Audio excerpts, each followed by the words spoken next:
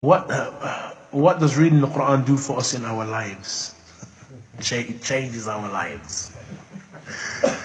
Of course, ikhwan, the recitation of the Quran, ikhwan, that's muhadarat. And those are lectures, not even a lecture.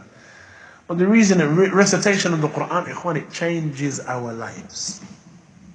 That a person is one that recites the Quran, as the Prophet ﷺ said, مثل الذي يذكر ربه والذي لا يذكر ربه مثل الحي والميت. The example of the one that remembers his Lord and does not remember his Lord is that the example of the dead, the living and the dead. And the best of the dhikr, ikhwan, is the recitation of the book of Allah Azza wa Jal. The Prophet ﷺ resembled the people as it relates to reciting the book of Allah to a number of fruits. He said that the believer who recites the Quran, he is like the citron.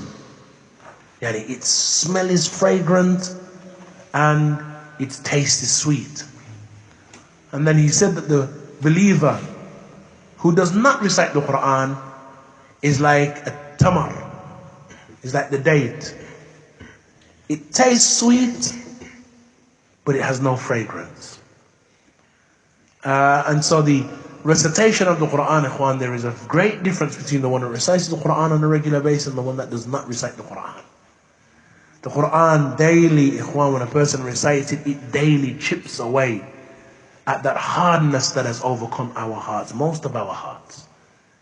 It is the greatest and from the greatest of the affairs by way of which a person will remove the hard ran that has overcome our hearts, as Allah Azza wa Jalla has mentioned. كَلَّا بَلْ رَانَ عَلَى قُلُوبِهِمْ مَا كَانُوا يَكْسِبُونَ. That indeed darkness has overcome their hearts because of what they have earned.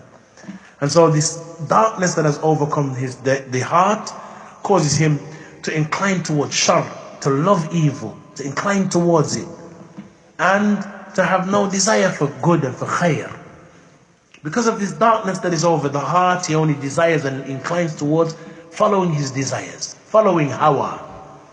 With the recitation of the Quran, slowly but surely, that recitation chips away at that seal that is present, or that covering that is over the heart, chips away at that darkness, removes it, so that the person sees, ikhwan, and he walks with nur.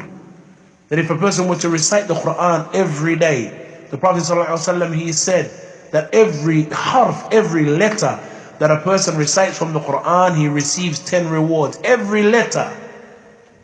وَلَا أَقُولُ أَلِفْ لَامْ مِيمْ حَرْفٌ وَلَكِنْ أَلِفٌ حَرْفٌ وَلَامٌ حَرْفٌ وَمِيمٌ حَرْفٌ. And I don't say alif, lam, mim is one letter. But alif is a letter, lam is a letter, and mim is a letter. 10 rewards.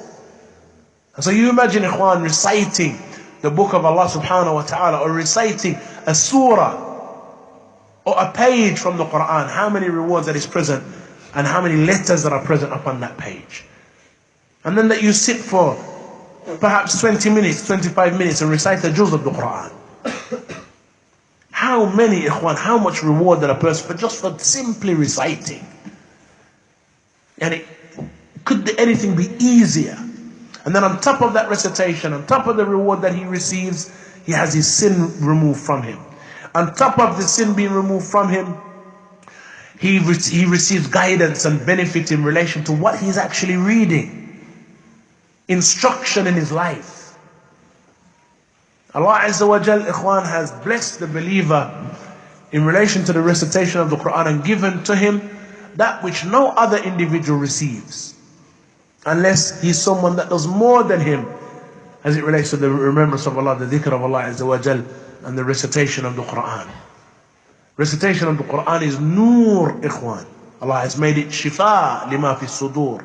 It is a cure for what is in the breast, light and illumination for that individual. And there is a direct connection between the one who recites the book of Allah and does not recite the book of Allah, or a difference of one between the two, and a connection between the one who recites the book of Allah and his Lord. That is his speech. Ata ibn Abi Rabah, he used to pick up the mushaf and would kiss the mushaf and say, Kalamu Rabbi, Kalamu Rabbi, before he would recite. Because that is what it is. The kalam of my Lord, the kalam of my Lord. They understood what the Qur'an is. The Qur'an, the speech of Allah subhanahu wa ta'ala, unadulterated, pure. Similarly, in the Qur'an, ikhwan, we have those surah that have all of those great reward for us. Surah that we recite before we go to sleep. Verses that are present within it that have in it protection for us. Verses by way of which our recitation of them, Allah Azza wa Jalla will send down a protector from the sky, from the heavens, to protect and guard us. Verses and surah, small chapters in the Qur'an that were greater than anything that has ever been revealed from the previous scripture and books. Small verses in the Qur'an. Ikhwan, kitab azim, jiddan, jiddan, jiddan. And these things, ikhwan, we need to understand that when we look back at how strong we may have been when we initially began to practice, and then how the shaitan has had an effect upon us, we need to observe the fact that it is by way of small incremental changes that the shaitan has got you to where you are now.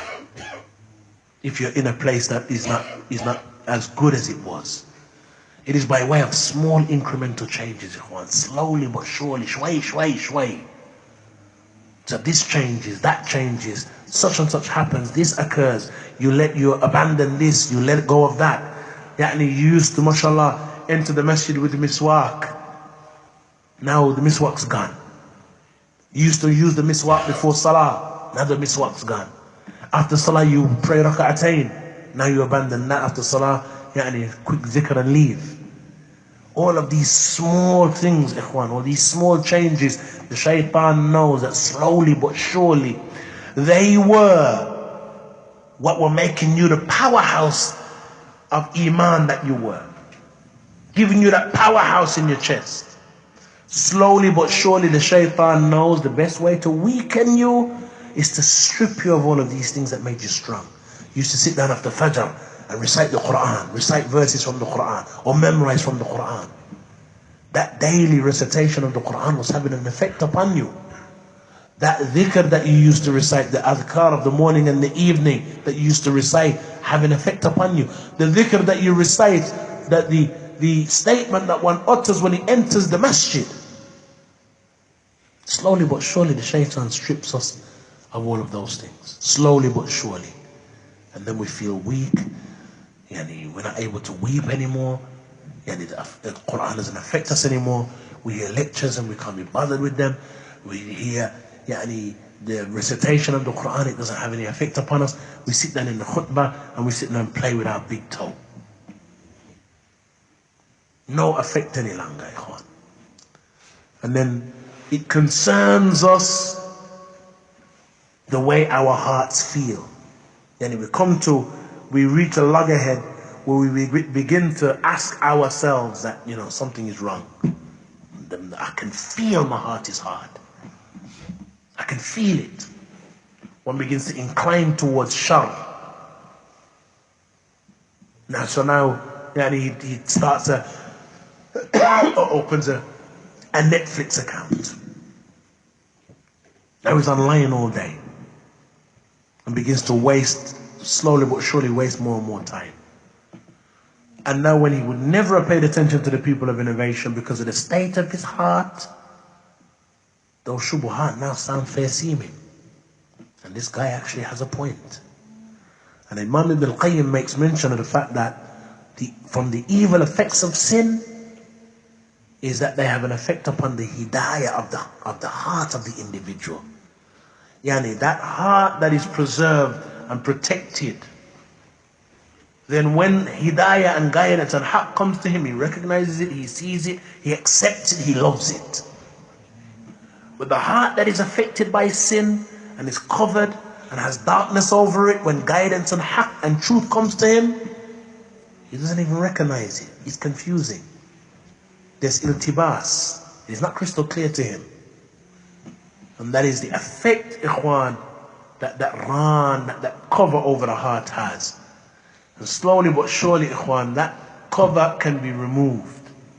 And it is removed by following these methods. Return back to recitation of the Qur'an at least at some time in the day. As Shaykh al-Fawzan mentioned,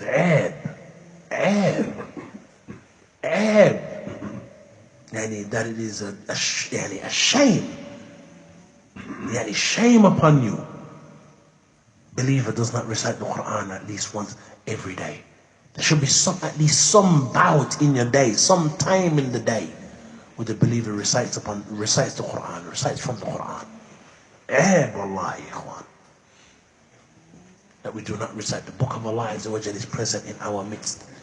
The Christians day and night study their book, ikhwan, and it is adulterated and perverted and corrupt. And the speech of man, and the speech of people, and the speech of Allah knows best who. And they cherish it and study it and have study circles.